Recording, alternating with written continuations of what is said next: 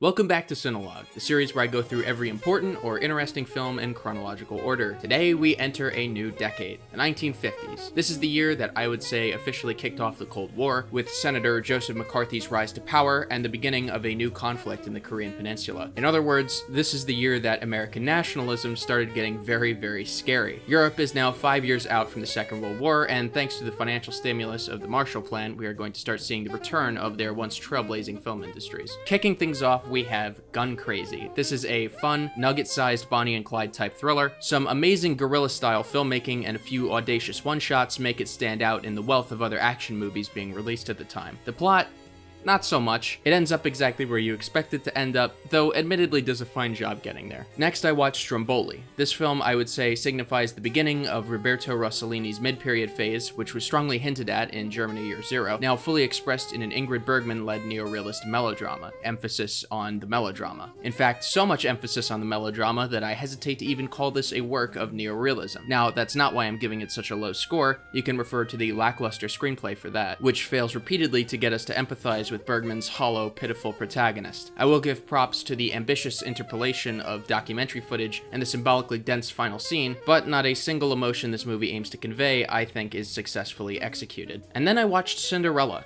Yes, I like this more than Stromboli. I was kind of taken aback by how half of this is just a Tom and Jerry skit, but it actually works surprisingly well for me. It's interesting to see Cinderella play such an active role in the animal plot and then a totally passive one in the human plot, which works because her benevolence in the animal plot earns her the victory in the human one. For such a short, sweet, and simple movie, what it pulls off is so extremely satisfying and so beautifully animated that I have enormous respect for it. Lacking in depth, sure, but none of the story beats it's trying to pull off require any more than an appealing surface. What we get is very charming and never overstays its welcome. Next, I watched John Ford's Wagon Master. Listen, Ford is a director who I appreciate a lot and who has a couple great films in his catalog for sure, though I'm not really seeing where all of the fervor for him is coming from. Each scene on its own is pretty solid, the production is impressive, I appreciate his nostalgification of the Old West, but how on earth does anyone feel anything watching this? The script is almost embarrassed to have characters. Our two leads are nothing more than a pair of delicious honey-made graham crackers, each one dry as a bone. I didn't even realize that the two female characters were different people until the end of the movie.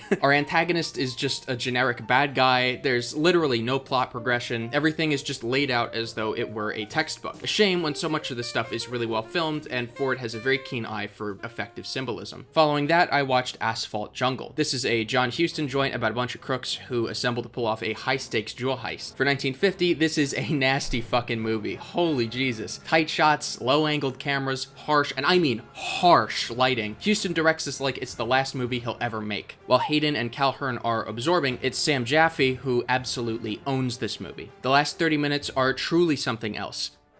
The first 90, it's not like they aren't impressive, but the script offers very few curveballs and subversions to keep things interesting. It plays out about exactly how you'd expect it to, and while the characters are good, they're nothing too special. Following that, I watched Winchester 73, essentially a Brissonian life of an object type film about the journey of a titular Winchester rifle in the Old West. Sounds interesting, and in the hands of someone like Robert Bresson, it probably could have been, but too much of its premise gets muddied by shallow drama and pulpy Western cliches for me to really fall in love with it. Not a bad film or anything, but something of a missed opportunity. Whatever it says about violence that the West was built on ultimately comes off as unintentional and slight. Then I watched Night and the City, one of about half a dozen Jules Dassin joints that I desperately wished I liked more. Essentially uncut gems for the 50s, with a self-destructive main character who continuously plunges his life further and further down the drain. While I find its protagonist thoroughly compelling, and the ending kind of poetic, his love interest is very weak, and all the chasing gets pretty monotonous after a while. Still highly recommend this though, it's probably my favorite Dassin film that I've seen so far, though not without its shortcomings. Next I watched Sunset Boulevard.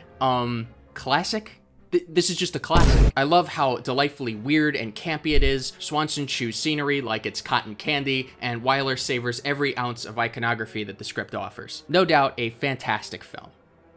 So Jacob, why do you give it a B+ then? Well, listen, B+, you know, it's a high grade for me. I'm not sure what it is exactly. Perhaps that the script leaves slightly too much of Desmond's psychosis unexplored for us to really empathize with her, or maybe it's just that her and Holden's characters seem ripped out of totally different movies, but something just held the movie back for me in this viewing. Maybe I'll reassess it in the future, but for the most part, this is a film that deserves its iconic status in every way. God, that hook is incredible. So then I watched In a Lonely Place. Man, I don't know. I wrote a whole ass 6-paragraph essay on why I don't think this movie is very good on my Letterboxd. I watched it twice back to back just to make sure I wasn't crazy. To summarize, it's not bad. There's plenty of keen dialogue, and the 2 lead performances are nothing short of exceptional, but I never get the sense that the main character, Dix, is an unstable guy. The few scenes where he acts violent come off extremely forced, and I feel no suspense toward the idea that he actually murdered someone. This is both due to the script, which seems to misunderstand itself, and Bogart, who seems either miscast or misdirected here. That, on top of structural issues, a misunderstanding of character development, and a laughably predictable third act twist, make for a film that I just had a very hard time getting behind. Next, I watched Rashomon by Kurosawa. I really forgot how weird this movie is. 4 tellings of the same story from 4 different perspectives. An experimental samurai action flick that philosophizes on the nature of truth. The weirdest part, however, is how it actually boils down to the message making of a Capra flick more than anything super artsy or innovative on a thematic front. That extra segment with the baby comes off incredibly tacky to me and seems to force a happy ending where it didn't really need one. Had the film ended with the woodcutter's reveal that he stole the dagger, I'd probably be bumping this up a whole grade. The bitter reality of the world that even the most honest of people are prone to manipulating what's true. Either way, the first hour of the film is fantastic, and no amount of unnecessary coda could ever change that. Regardless of its flaws, it remains a must-watch for cinephiles. Next, I watched Ronde by Max Ophüls, a kind of film anthology about the interconnectivity of love in 19th century Vienna. While the story is kind of repetitive and some segments are not as compelling as others, Ophüls works wonders in the directorial department, making excellent use of depth and dimension while tracking through immaculate sets with lavish dressing. Plenty of transgressive sexuality and charm to soak in on top of the rich filmmaking. Adolf Walbrook's fourth wall-breaking narration is the more than welcome cherry on top. Following that, I watched Orpheus by Jean Cocteau. While I love Cocteau, I simply did not enjoy this.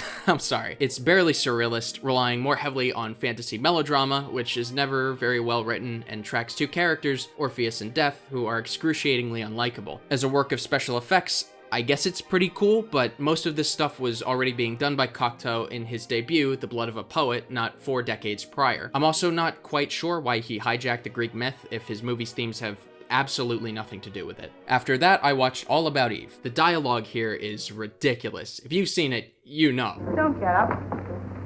And please stop acting as if I were the Queen Mother. I'm sorry I didn't Outside of a beehive, Margot, your behavior would hardly be considered either queenly or motherly. You're in a beehive, pal, didn't you know? We're all busy little bees, full of stings, making honey day and night. Aren't we, honey? I will say that there is a lack of compelling conflict for the first half or so, which I do find to be the film's biggest detriment, though at about the 90-minute mark, with DeWitt's hit piece on Margot, everything finally snaps into place and we're locked in right up until that brilliant final scene. Intelligent doesn't even begin to do it justice. Possibly the most keen look at the cyclical nature of the aging actress and the foundation of their megalithic egos. Then I watched Harvey.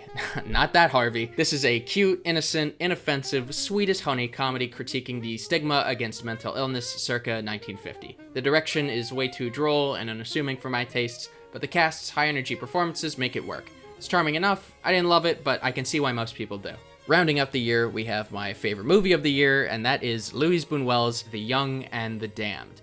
Can I just say, I love this man. He gets me. We're on the same wavelength, okay? In most neorealism, life is presented as is, at face value. Bicycle Thieves might have a cinematic plot and characters, but the world that De Sica constructs is authentic. Buñuel, on the other hand, takes the neorealist aesthetic and applies it to a surrealist nightmare. None of the moral grays that define neorealism are present here. That's not to say that Buñuel's world is black and white. It's just black. Reality is stretched to its extremes, and its inhabitants' behavior is manipulated to serve the film's thematic ends. The extreme poverty of Mexico City slums reduces its people to their most animalistic, primal nature. The old, the defenseless, and the handicapped are easy targets for our merciless street gang. Faced with life or death on a daily basis, morality and empathy are tossed aside for sheer survivalism. The defenseless must then resort to the same tactics, which brings us to the elderly blind man. At first we see him abused, but Buñuel subverts our expectation of a poor sob story by turning him into easily the most cruel character in the entire film. The notion that cruelty breeds cruelty is exposed in a brilliant, morally challenging subversion. By the opposite turn, the school that Pedro, our main character, is sent to, which would, in a De Sica picture, almost certainly be as challenging and morally dubious as the rest of society, is actually a haven. It's the one place where our main character experiences some kind of charity. The black of Buñuel's world parts way in the absence of its source. poverty. He graces us with a brief instance of relief before plunging us back into hell. If the absurdist morality wasn't enough to indicate that I'm not like the other neorealist movies, then surely Buñuel's experimental presentation would do the trick. The guy throws an egg at the camera. Genius. The main thing to focus on, however, is the film's attitude. Its unforgiving nature is what makes it so distinct, and so damn effective. Remember, Buñuel is a surrealist. His goal is never to elicit pain or pity from his audience, but rather bewilderment. He seeks to offend, and that's indeed what this film does. You thought you were going to be preached some kind of message about improving the world and fixing poverty. Instead, the film laughs at you for such an out-of-touch expectation, and Buñuel earns that laugh in almost every single way. Whew! Alright, that was 1950. In Hollywood, it should be plainly apparent that the noir crime thrillers of the 1940s, along with the westerns of that decade, are oversaturating the film market. Overseas, well, I can't say I enjoy many of the Euro melodramas that came from this year. It's good to see something other than neorealism coming out of post-war cinema. All right, Mr. DeMille, I'm ready for my close-up.